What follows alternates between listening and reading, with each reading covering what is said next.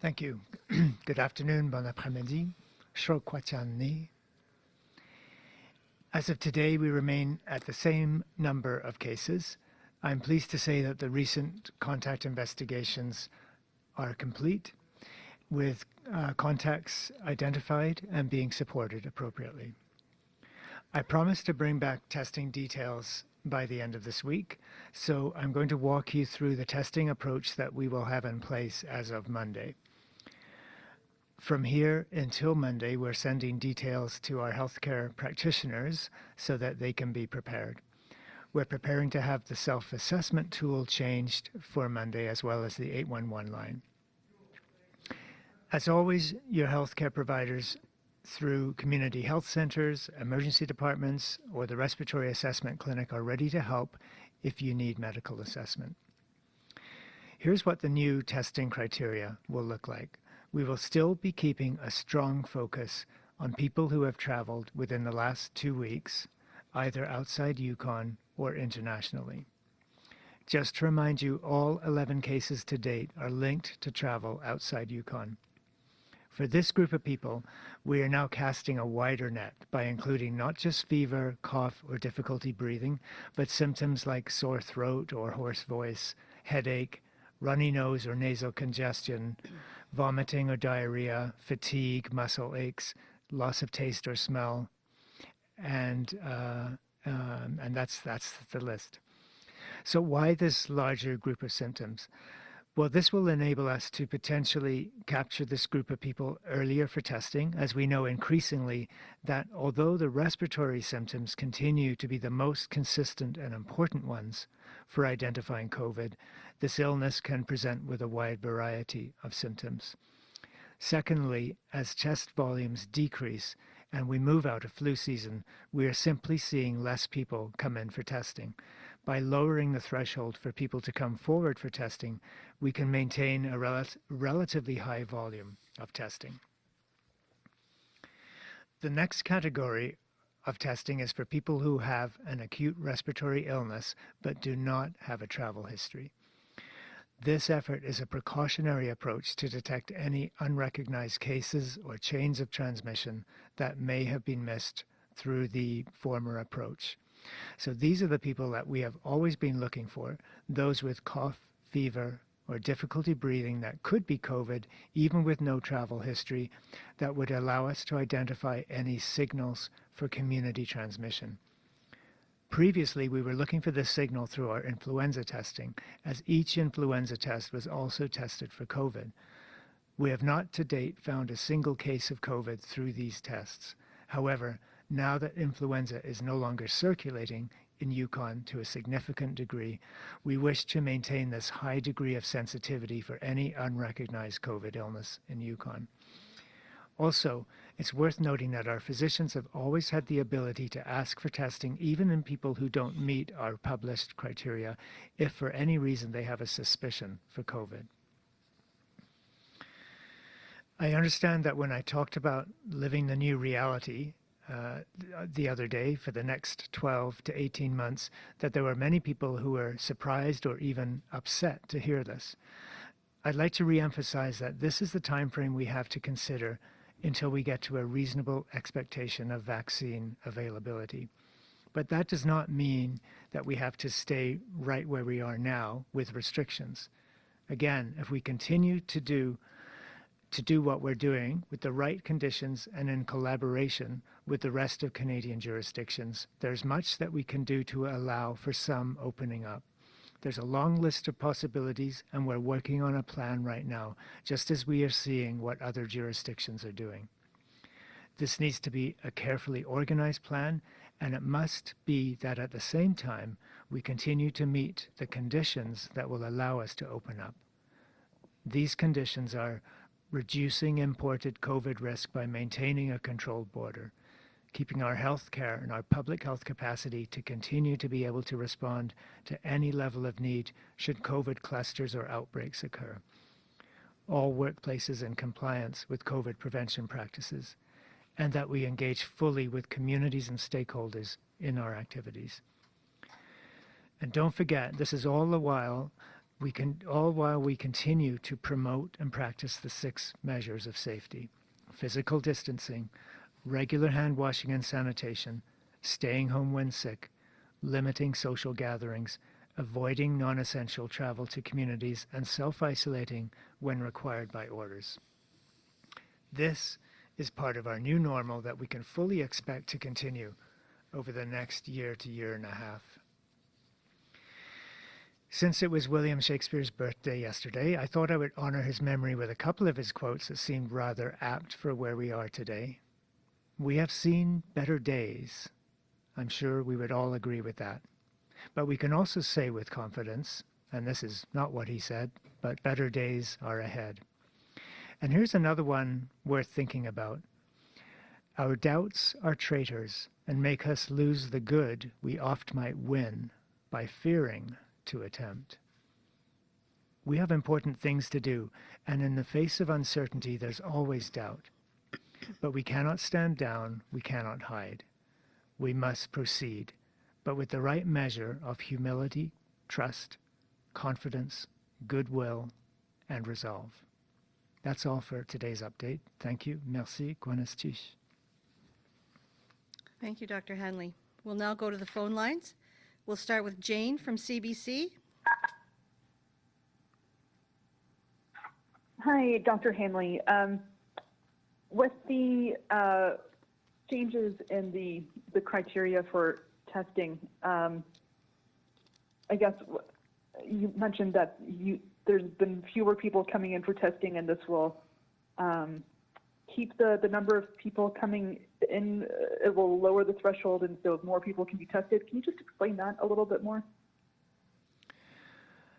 Well, sure. I mean, we have seen a lot of testing to date, but we have seen, like in many places, we've seen a drop-off in testing rates. So one of the indicators of how well we're doing with testing capacity, and not the only indicator, but one of the indicators is numbers of tests per population. So we, like everyone else, have been seeing that number drop, and that drop has been largely due to a drop in viruses circulating, a drop in influenza. So it certainly gives us a comfort level to look for ways to increase testing per population, per proportion. It's there's a lot more I could say, but in the interest of time, I think that the key message is try to get testing numbers up. We know that we will be unlikely to get back to the same proportion when we're in the middle of flu season, when simply there are many more people sick. But we want to keep that threshold nice and low to really maintain that signal for any cases that we might not otherwise pick up, or pick up cases as early as possible. Do you have a follow-up, Jane? Yeah, my other question is about the plan that you're working on opening up. We've seen the plan from Saskatchewan that they're planning on opening up a little bit in May. When might we see some details about this plan that you're working on? So I can't give you an exact date. I will say within the next couple of weeks, I will be able to give more of a precise answer as to when by next week. Okay. We'll move now to Claudiane, Radio-Canada. Oui, j'aurais besoin, Dr. Hanley, que vous me répétiez en français pour les fins de la radio, donc les changements à venir pour des critères de tests, de dépistage, les raisons pour lesquelles vous modifiez ces critères-là. Oui, the question is to explain in French the expanded testing criteria. Donc, on a des nouveaux critères pour faire des dépistages pour COVID.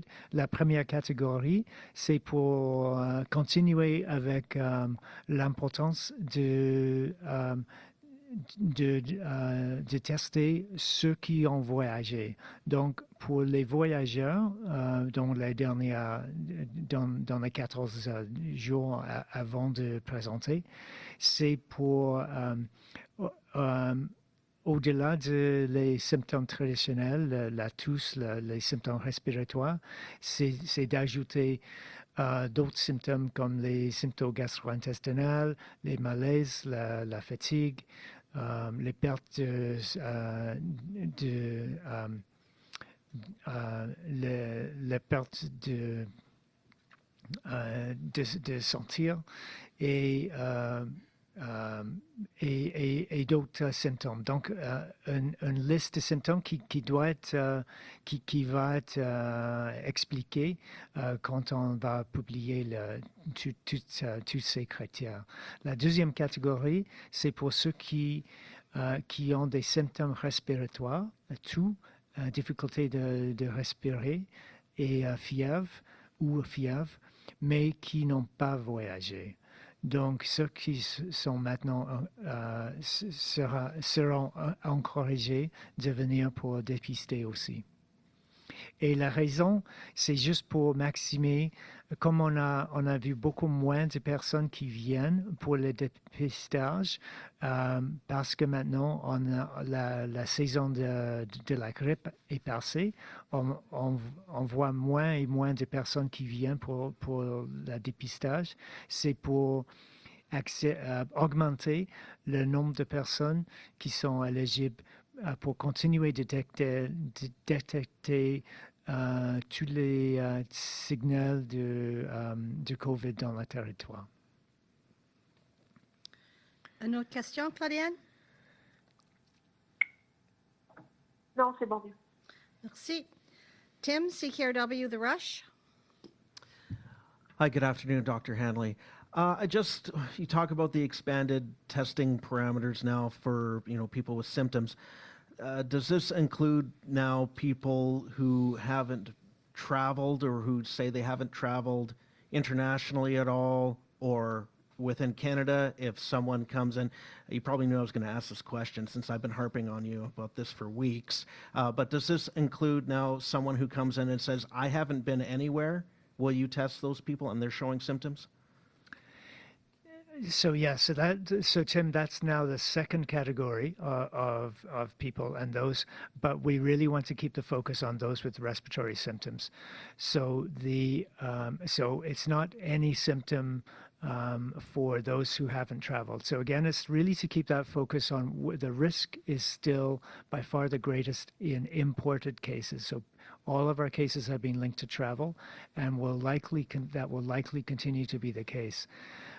But in case of any missed signals, anyone that was missed by those criteria, we have that second category now where we're really focusing on people with respiratory symptoms who who now may not have a travel history, and they are now eligible for testing as well. Another Okay. question? Sorry. Oh, sorry. No, that's okay. And maybe just an update on just testing the system going to Vancouver. We're seeing the numbers. You said they had to be in the teens, showing it was a good system. Obviously, they're in the low teens or single digits. Everything is still going well with the testing system going to Vancouver. Yeah, so now we have, at least the last I looked, we had 5 flights a week with Air North. The travel itinerary is looking good, and the turnaround times continue to be very good. So yes, I'm still pleased with the testing capacity that we currently have. Okay, we'll move on to Gord, Yukon News.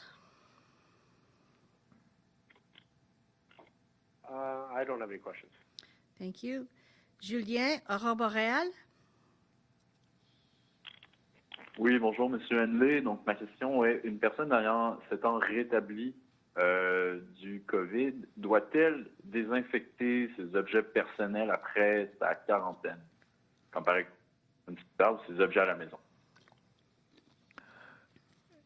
Donc, la question, c'est si une personne si il est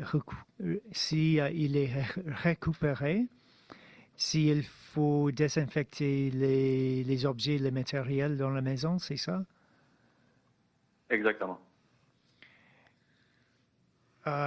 Donc oui, mais pas nécessairement. Donc pour toutes les surfaces, c'est vraiment où la personne était dans la maison.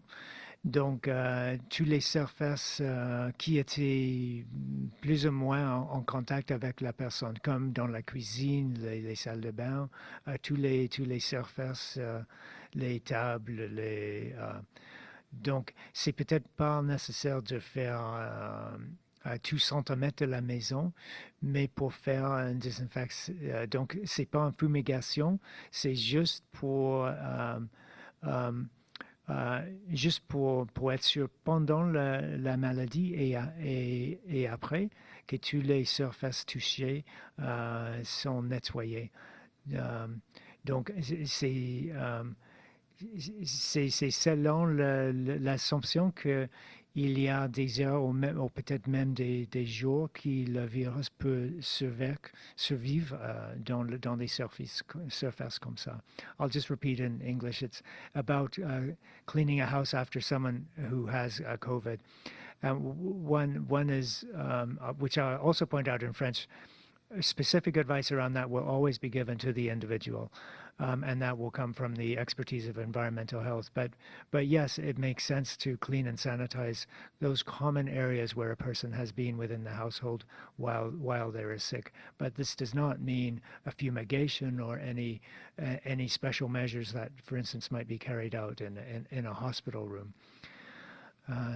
So it's really just kind of a common sense cleaning after the person is recovered. Donc, je veux dire aussi, c'est tous les cas seront assistés et appuyés par les infirmières et avec l'expertise les officiers de santé environnementale pour donner les conseils spécifiques pour cette personne dans ce logement. Une autre question, Julienne? Non, c'est bon, merci beaucoup. Merci. Chris at CBC? Hi, yeah, sorry, can you hear me? Yes, we can. Go ahead, please. Hello? Go ahead, please, Chris. Yeah, okay. Sorry, just wondering if Dr. Hanley could, I guess, talk about, even if we're not ready to hear or to release specific plans for reopening yet, I guess, can you just give us an idea of the calculus that will go into making that decision? Like, is this going to be, will it be strictly public health considerations? Will there be other things that play into it, such as, I guess, economic considerations? Yeah, and definitely more on that to come. But yeah, the lens, let me say that the lens will be a public health lens, but the considerations are going to be all of the considerations we're all concerned about. Economic, the economic being one of those considerations, as well as the opportunity for businesses and enterprises to reignite. We know that there's a lot of anxiety, but but all will be through a public health lens. One of the public health lenses being, what are the consequences of staying too strict for too long? Recognizing, as I said many times, about the mental health effects, the effects associated with loss of economic opportunity. So that's all part of the public health consideration. So it's not even for me economic versus public health. It's being economic opportunity being one of those ingredients of a public health lens. So we're following a framework very closely, working with Canada, with the Public Health Agency, and with other jurisdictions, in a framework for assessing priorities, being able to assess priorities within a general framework that adheres to those conditions that I put out. Conditions such as maintaining our healthcare capacity, maintaining public health capacity, ensuring the borders are still controlled, and those kind of 6 conditions. And at the same time, as I said, making sure that we don't let go of the physical distancing and all of those other measures that we need to keep in place.